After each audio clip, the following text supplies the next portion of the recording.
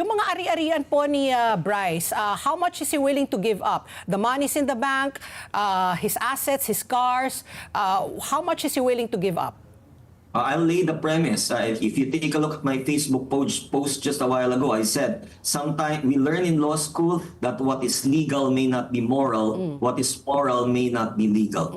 Ako as a lawyer and a God-fearing person, I said, if you commit a mistake, no, number one, you have to admit your mistake, be sorry for it. No, and that's the only time that actually forgiveness comes. Pero forgiveness also includes yung tinatawag na restitution, meaning dapat may penance. Hindi pwede yung, Lord, nagkamali ako, sorry Sorry na lang. pero hindi mo binabalik, no, yung kino-correct yung mistake mo, yung nagawa mo sa ibang tao. Now, in this particular case, I told Bryce, sabi ko, I will only start talking for you, I will only start speaking for you once na you agree na isole yung mga nakuha mo dito. And actually, nagulat din ako when last week, he, on his own volition, without asking me or without getting any clearance from me, without any force, voluntarily surrender niya raw yung sinurrender niya yung GMC. And I understand that today, no, we are ready to turn over another one of the luxury vehicles, no. Dapat last week pa yon, isusoli na dapat talaga, pero naligaw yung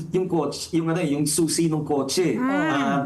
Sila no, but he is actually moving forwards and following our advice that in order for there can be Restitution. well, shall we say forgiveness no dito sa ginawa niya kahit partial no dapat ibalik niya lahat ng mga nakuha niya dito, and then also to tell all, and that's the only time you will notice that it was beginning only this week that I said, okay, fine, Bryce, nagkakaintindihan na tayo. I will now speak for you. Ako, ang word ko doon, redemption eh.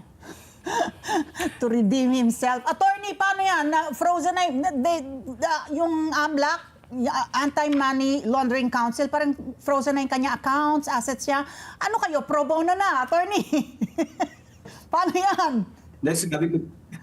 Hindi, I think that there were na to, wala nang pagbayad sa isosoli na eh. Tapos wala, naka-freeze yung mga accounts. Paano yan? Di manglilimos na lang sila doon sa mga kaibigan nila, di ba? Fundraising na lang.